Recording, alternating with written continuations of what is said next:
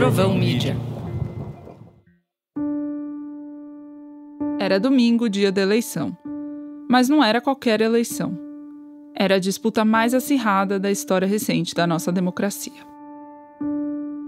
A PRF acabou de parar esse ônibus aqui e o pessoal está impedido, pelo menos por enquanto, de seguir até o local de votação para poder escolher o seu presidente, o meu presidente e o nosso presidente. Relatos de bloqueios feitos pela Polícia Rodoviária Federal começaram a aparecer de manhã e, de repente, tinham inundado o noticiário. As redes sociais estão lotadas de relatos dos mais variados, de diferentes lugares, principalmente no Nordeste do Brasil, com ações da Polícia Rodoviária Federal de fiscalização de transporte público, de transporte individual. O prefeito da cidade de Cuité também publicou conteúdo nas redes sociais, falando em ação orquestrada para que o povo não possa ir votar. E a última informação são de pelo menos 514 operações de fiscalização contra veículos que fazem o transporte público de eleitores, especialmente no Nordeste. O Nordeste era a região que mais apoiava Lula. Olha, a denúncia é gravíssima, acho que sem precedentes na história das eleições presidenciais brasileiras. No meio da tarde do domingo, muita gente do campo lulista passou a defender que as urnas ficassem abertas por mais tempo. Alguns até defendiam começar a eleição de novo, do zero. Do lado de Bolsonaro, o clima de incerteza que pairava no ar vinha a calhar. Desde o começo do processo eleitoral, ele desacreditava o sistema das urnas. E como presidente da República, Bolsonaro buscava se manter no poder a qualquer custo.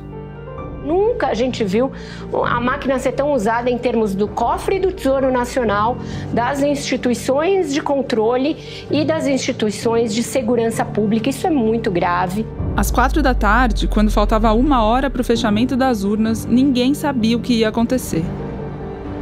Ou melhor, quase ninguém. Vamos dar início agora à primeira coletiva do dia, com a palavra o ministro Alexandre de Moraes.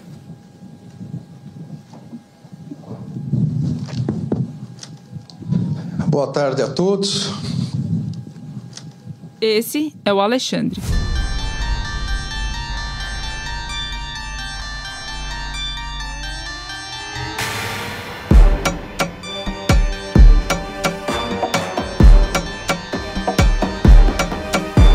Podcast original da Trovão Mídia, em parceria com a revista Piauí. Meu nome é Thaís Bilenque, sou jornalista na revista Piauí. Apresento o podcast Foro de Teresina toda semana. Cobri as eleições presidenciais de 2022 de perto, falando com o pessoal da campanha do Lula, de um lado, e do Bolsonaro, do outro. 2 dos nomes mais populares da história do Brasil. Depois de outubro, a poeira baixou. E foi ficando claro que um terceiro personagem continuava em evidência: Alexandre de Moraes. Desde então, todo dia, alguma decisão que ele tomou foi parar nas manchetes. Mas pouco se fala sobre como ele atua nos bastidores. Alexandre parece gostar desse enigma. Cultiva uma imagem misteriosa e raramente dá entrevista. Mas quem é Alexandre de Moraes? Como ele se preparou e o que ele fez para ser o protagonista inesperado dessa história? Foram essas perguntas que me motivaram a fazer esse podcast. Uma curiosidade, uma necessidade de saber mais sobre essa figura tão relevante e ao mesmo tempo tão blindada. Nos últimos meses, fui atrás de cada passo do Alexandre de Moraes e reuni informações inéditas sobre ele. Fiz plantão na faculdade onde ele dá aula em São Paulo. Você não fica pequenininho. Mas isso foi uma orientação deles? É, na hora que eles que der, no intervalo, ele vem chamar a senhora. Tomei chá de cadeira de ministro em Brasília. Como é que eu entro no gabinete do ministro Gilmar? Mas no fim, consegui falar com as figuras que dão as cartas no jogo do poder. Gente que ama, que odeia, teme ou respeita Alexandre. Gente que soube me contar exatamente qual foi o papel de Alexandre nesse momento decisivo para a democracia brasileira.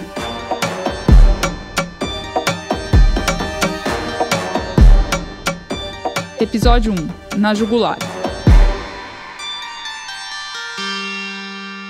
Os dias de Alexandre sempre começam cedo. E aquele domingo decisivo do segundo turno não foi diferente. Vou te interromper só um pouquinho, porque o presidente do Tribunal Superior Eleitoral está votando aqui em São Paulo. Foram 50 segundos entre a biometria e o barulho do confirma da urna eletrônica. De terno preto e gravata, ele votou com um sorriso discreto de canto de boca, numa sala cheia de jornalistas que estavam lá para acompanhar o dia do presidente do TSE em São Paulo. Apertou a mão da mesária e deixou a sessão eleitoral 118 no Colégio Madre Alix pouco depois das 9 da manhã. Alexandre entrou no carro, escoltado por outros 2 veículos com seguranças, e foi até o Centro Cultural São Paulo. Ele foi acompanhar o teste de integridade da urna e o projeto piloto de identificação com biometria. Normalmente, esse tipo de agenda do presidente do TSE, no dia da eleição, é algo protocolar. Mas não para Alexandre. Bolsonaro e seus aliados tinham atacado tanto o sistema eleitoral brasileiro que participar desses testes era algo maior.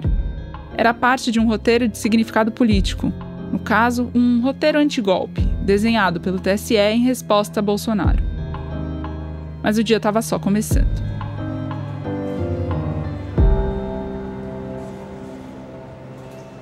Do Centro Cultural, Alexandre seguiu para o aeroporto de Congonhas, para o salão de autoridades. E ficou lá, enfurnado no telefone, enquanto esperava o embarque para Brasília. Como presidente do TSE, Alexandre poderia viajar num avião da Força Aérea. Seria o mais esperado para os padrões políticos nacionais. O Poder Judiciário pediria o voo, arcaria com os custos e Alexandre chegaria à capital sem se expor. Mas, para isso, o governo teria que aprovar o pedido.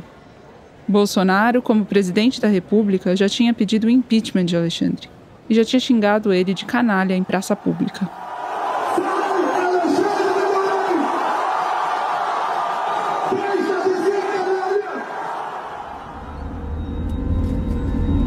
Alexandre preferiu ir de avião de carreira. Ele sentou do lado da esposa, e os seguranças e assessores se acomodaram nas poltronas de trás.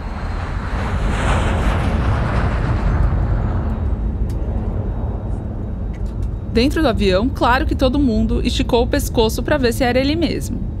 O staff do Alexandre flagrou um passageiro escrevendo no WhatsApp: "Cabeça de ovo tá aqui." Cabeça de ovo é um dos apelidos que Alexandre recebeu dos bolsonaristas. Tem também Big Alex.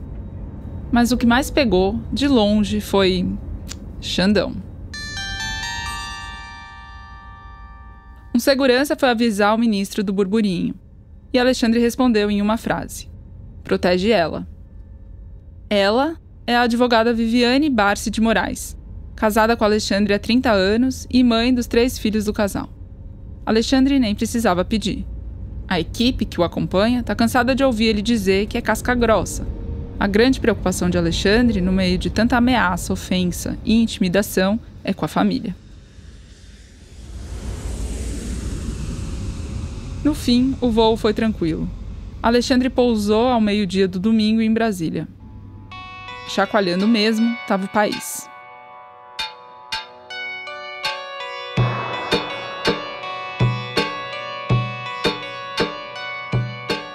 Para entender essa turbulência que abalava o Brasil no domingo do segundo turno, a gente tem que voltar um mês. O primeiro turno terminou bem mais acirrado do que as pesquisas projetavam. Lula teve uma vantagem de só 5 pontos percentuais sobre Bolsonaro. Foram 6 milhões de votos de diferença num universo de mais de 120 milhões. Do lado petista, a imagem pública era que a situação estava sob controle. Mas passada a eleição, eles me contaram que estavam tensos, fazendo muita conta e negociações políticas das mais pragmáticas para conter o avanço bolsonarista. A campanha do Lula apostava que Bolsonaro ia crescer no Sudeste, mas que no Nordeste o petista ia abocanhar uma fatia ainda maior do eleitorado e isso ia ser decisivo. Eles achavam que a diferença de 6 milhões de votos do primeiro turno ia cair para uns 4 milhões. Só que o jogo só acaba quando termina.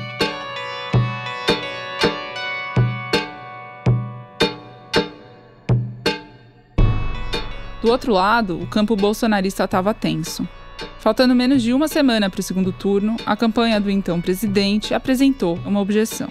Alegou que emissoras de rádio, no Nordeste em especial, tinham deixado de veicular a propaganda obrigatória de Bolsonaro e que isso era um esquema para beneficiar Lula. Boa noite a todos. Desde o começo do ano que eu venho pedindo equilíbrio, parcialidade, imparcialidade dos meios de comunicação, vendo que nós teríamos uma eleição muito polarizada. 2 membros da campanha de Bolsonaro convocaram toda a imprensa para uma entrevista em frente ao Palácio da Alvorada. E, ao mesmo tempo, os advogados dele entraram com uma ação no TSE. Eles argumentavam que aquilo era gravíssimo e podia alterar o resultado das eleições. Eduardo Bolsonaro, o filho 03, deputado federal, chegou a ameaçar medidas drásticas.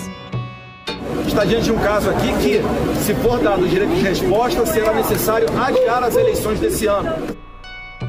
Alexandre respondeu no ato. Mandou os bolsonaristas apresentarem provas sérias, porque o relatório que eles tinham usado era baseado na programação de rádios na internet. E na internet, as rádios não são obrigadas por lei a transmitir o horário eleitoral. Resultado: Fábio Faria, então ministro das Comunicações e membro da campanha que fez a acusação, voltou atrás. Disse que estava arrependido. O outro membro da campanha que fez a acusação, Fábio Weingarten, queria encontrar Alexandre e se explicar. Não conseguiu. Foi um lance que acabou se tornando comum no embate entre Alexandre e Bolsonaro. Bolsonaristas blefam, Alexandre não titubeia e dobra a aposta, bolsonaristas recuam. Só que o jogo só acaba quando termina mesmo. Estamos a 2 dias do segundo turno e os bolsonaristas tiram mais uma carta da manga. Na sexta-feira, a gente soube que haveria. Quem está falando é Paulo Teixeira, hoje ministro do governo Lula, mas na época um dos coordenadores da campanha. Os petistas ficam sabendo que o governo Bolsonaro articulou uma operação para atrapalhar o trânsito dos eleitores no dia da votação. Nós tivemos uma informação. Uma informação que essa operação tinha sido gestada na sala do presidente da República.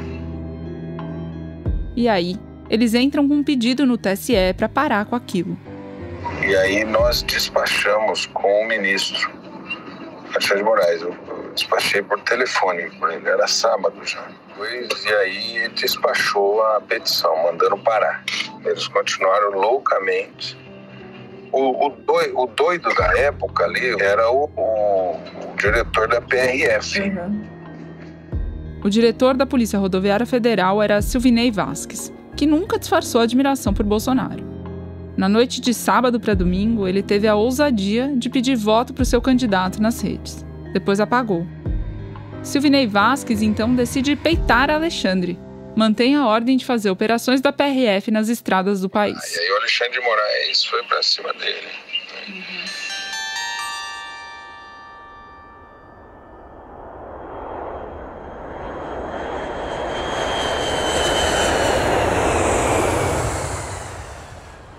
Agora estamos no domingo de eleição, 30 de outubro de 2022.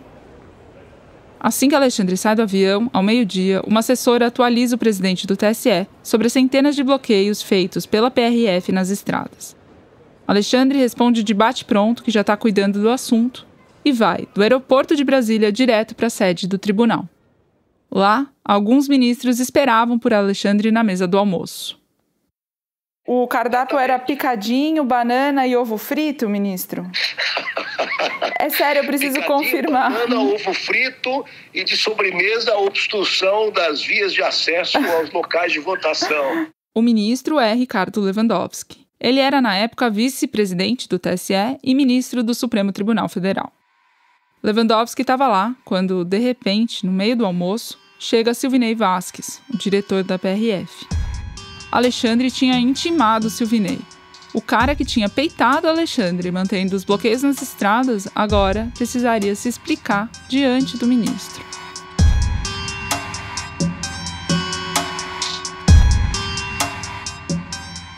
Descobrir o que aconteceu nesse encontro foi um dos motivos que me fez querer fazer esse podcast. Apurei com várias pessoas que estavam presentes. A cena é a seguinte: Silvinei chega com os 4 assessores. Todos, inclusive Silvinei, com a farda preta da PRF, arma à vista e cara de preocupado. Alexandre larga o prato, se levanta e sozinho vai até a sala ao lado. Não oferece água nem café. A conversa foi rápida? Quanto tempo ele demorou?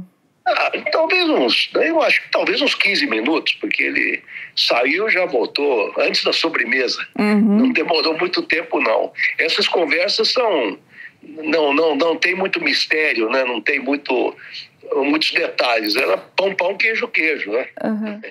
Silvinei, acuado, tenta quebrar o gelo. Elogia o presidente do TSE e lembra de um episódio qualquer de anos antes na Olimpíada do Rio. Na época, Silvinei estava na equipe de segurança do Alexandre, que era o ministro da Justiça. Mas agora o assunto é outro. Olhando no olho do Alexandre, o diretor da PRF confessa que está com medo de ser preso. Alexandre responde na lata.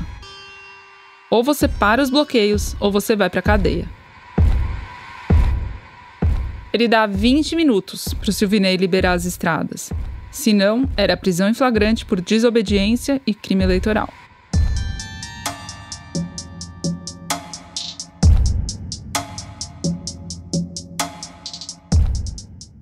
Enquanto isso, em São Paulo, no hotel onde a campanha do Lula estava reunida, só se viam semblantes tensos e cigarro. As pessoas andavam de um lado para o outro. Nas redes sociais, a gritaria, como sempre, era alta. O pânico estava instalado. A campanha petista estava em cima para Alexandre estender o horário de votação naquele fim de tarde de domingo. Assim, eleitores atrasados pela PRF iam conseguir votar. Lula estava ansioso. Em casa, com a família, falava no telefone com seus principais aliados. Queria saber se os bloqueios podiam afetar o resultado da eleição. Ele cogitou ir ao encontro da equipe no hotel, mas foi aconselhado a esperar um pouco mais. Paulo Teixeira, um dos coordenadores da campanha petista, chegou a ligar para o presidente do TSE para pedir o adiamento da votação. Alexandre não deu brecha.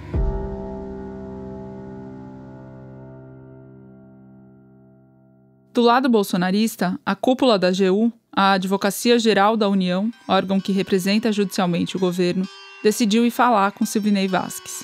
Queriam saber como tinha sido a conversa com Alexandre de Moraes. Silvinei recebeu a comitiva em seu gabinete.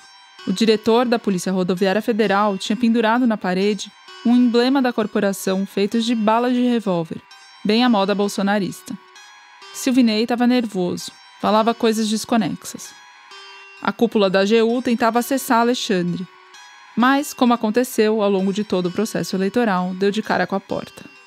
Faltando 1 hora para o fechamento das urnas, Alexandre desce para o térreo do TSE, onde daria a primeira entrevista do dia. Aquela que a gente tocou na abertura desse episódio. Vamos dar início agora à primeira coletiva do dia, com a palavra o ministro Alexandre de Moraes.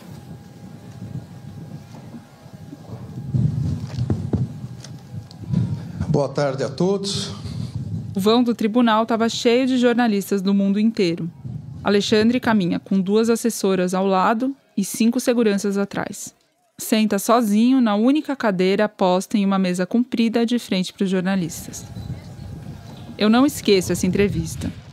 Naquela hora, esperando o presidente do TSE aparecer, a impressão era de que o futuro do país estava nas mãos de uma só pessoa, que não era nenhum dos 2 candidatos a presidente. Podia ser um local com menos vento, né? Pelo amor de Deus. Tava todo mundo tenso. O único que se mostrava tranquilo era Alexandre. E o porquê disso eu só fui entender enquanto fazia esse podcast. Nos bastidores, embora quase ninguém saiba, Alexandre tinha algum controle da situação. Ele tinha ameaçado prender o diretor da PRF e conseguia ver a dimensão real dos bloqueios nas estradas. A ideia de adiar a votação, segundo ele disse a interlocutores, era um desvario. Alexandre tinha suas fontes. Uma equipe de policiais civis e outra de policiais militares trabalhavam na inteligência do TSE. Alexandre cruzou as informações das corporações. Como ele costuma dizer, é sempre bom cruzar informação. Logicamente não haverá nada de adiamento do término da votação. A votação termina às 17 horas, como programado, sem nenhum problema, porque não há necessidade de superlativizar essa questão. Ou seja, contrariando lulistas e bolsonaristas, Alexandre disse que estava tudo normal. Segue o jogo. Em 1 hora, as urnas vão ser fechadas. Às 5 da tarde do domingo, a apuração começou. Bolsonaro ficou em casa, no Palácio da Alvorada. No primeiro turno, ele tinha feito uma farra no Ministério da Defesa. Assistiu ao começo da apuração no telão do gabinete do ministro, um general do Exército, com refrigerante e salgadinho. E para mostrar quem era a sua turma, convidou os comandantes das 3 forças, Marinha, Aeronáutica e Exército. Agora, no segundo turno, repetiu a dose com o ministro da Defesa e o comandante do Exército. No TSE, ministros e autoridades estavam no gabinete de Alexandre. Tinha um buffet com comes e bebes e a televisão estava ligada, alternando entre Globo News e CNN. De vez em quando, alguém pedia para aumentar o volume. A mineira Carmen Lúcia, ministra do Supremo e do TSE, queria ouvir melhor as notícias do seu estado. Alexandre parecia mais calmo que a maioria das pessoas na sala. O ministro do Supremo, Gilmar Mendes, estava lá. Nada especial, a gente ria muito. Pessoas que eram mais recentes nesse processo ficavam temerosos. Olha o que está acontecendo e tal. E aí a gente era chamado como se fosse expert para dirimir dúvidas e tal, olhar. E aí mapeávamos um pouco num ambiente bastante descontraído, diria eu. A apuração já estava rolando e tinha umas 2 horas. E Bolsonaro estava na frente o tempo inteiro. As pesquisas indicavam que Lula ia ganhar. E, em eleições anteriores, a gente chegou a ver viradas durante a apuração. Mas dessa vez estava demorando mais.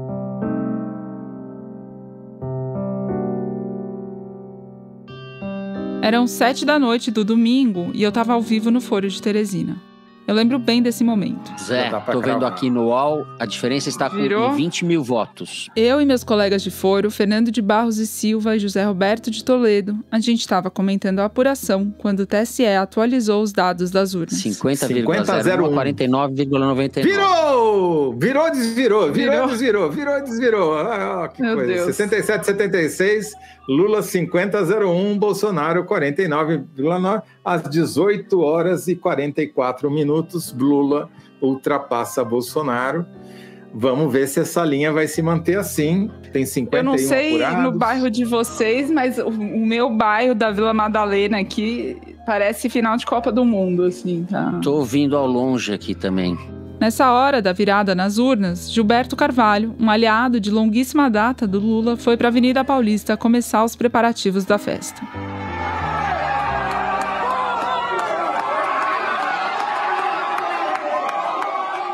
O marqueteiro Sidônio Palmeira, um homem discreto, entrou aos pulos no hotel gritando: "Ganhamos, porra!" Geraldo Alckmin, antigo rival e agora vice do Lula, batia palmas e pulava de alegria. Aí, perto das 8 horas da noite, veio a confirmação. O Brasil tinha eleito um novo presidente.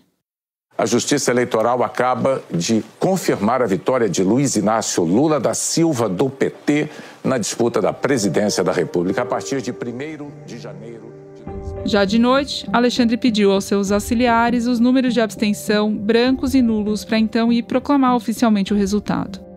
Dessa vez, trocaram o vão ventoso do TSE por um salão fechado. E o ministro não estava mais sozinho. Foi acompanhado pela esposa, 3 colegas do Supremo e pelo presidente do Senado. A longa mesa, onde antes ele tinha dado aquela entrevista sozinho, agora estava repleta de autoridades, as mais altas da República.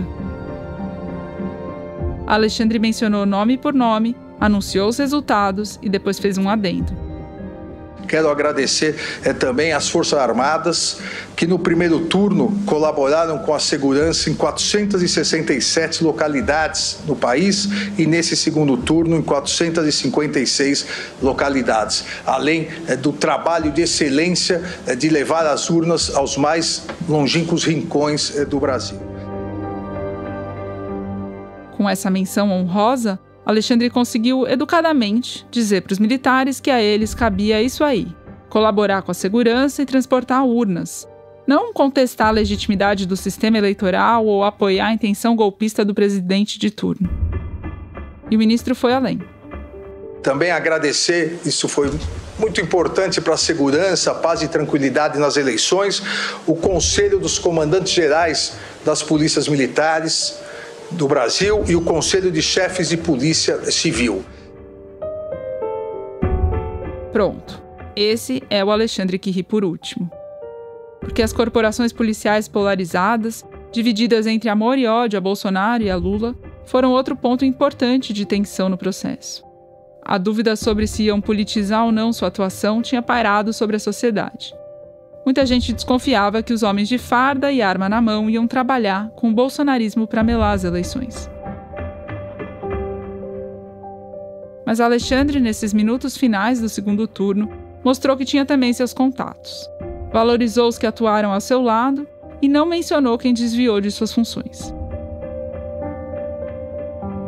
O ministro, por fim, mostrou suas cartas e revelou que ganhou o pôquer do dia. Apesar das operações da PRF, não houve abstenção maior no Nordeste.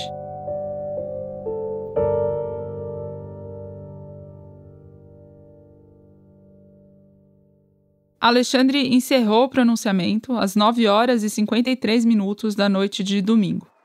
Foi aplaudido de pé por quase 1 minuto pela cúpula da República e mostrou os dentes num largo sorriso ao ser saudado pelos servidores do TSE com o apelido mais popular de 2022.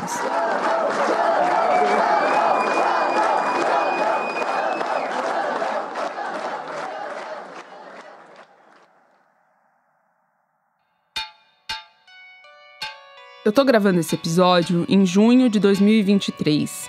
E como no Brasil o jogo nunca acaba nem termina, a cada dia aparece uma notícia envolvendo Alexandre. Aquela capa de herói guardião da democracia, tecida por analistas da esquerda à direita, depois da atuação dele nas eleições, vai desbotar um tanto nos meses seguintes. Muita gente vai criticar os superpoderes do ministro. Mas o fato é que aquele dia de eleição terminou com 2 grandes vencedores. Lula, claro, e Alexandre. Ele tem uma vantagem, acho que em relação a todos os ministros, que ele tem uma experiência enorme e efetiva com segurança pública. E segurança pública do Estado de São Paulo. Esse é o Gilmar Mendes, do Supremo. Alexandre tem esse jeito, um tanto cifrado, às vezes parece um pouco carrancudo e tal, uma figura extremamente afável. E tem muito diálogo, tem diálogo com os militares, tem diálogo com a polícia, ele consegue entender a lógica e a linguagem militar. Nós não teríamos ninguém aqui afeito a esse tipo de compreensão. Então, de fato, como eu já disse, também no TSE, ele foi o homem certo no lugar certo, na hora certa. No próximo episódio, eu te conto como Alexandre passou de truculento pró-impeachment a salvador da democracia para a esquerda. Como ele conseguiu esse diálogo com os militares e o meio policial. E, sobretudo, como ele se tornou fluente no idioma de Brasília. Esse sangue frio, essa capacidade de não se desestabilizar, foi determinante para a decisão no tema dos bloqueios da estrada. E ele se aconselha nessas ocasiões? Eu diria que o Alexandre, ele ouve algumas pessoas, mas ele não é uma pessoa que depende muito de opiniões alheias. Alexandre é um podcast original da Trovão Mídia e da revista Piauí. Eu sou Thaís Bilenque e fiz reportagem e roteiro. A direção geral e tratamento de roteiro são da Ana Bonomi e do José Orenstein.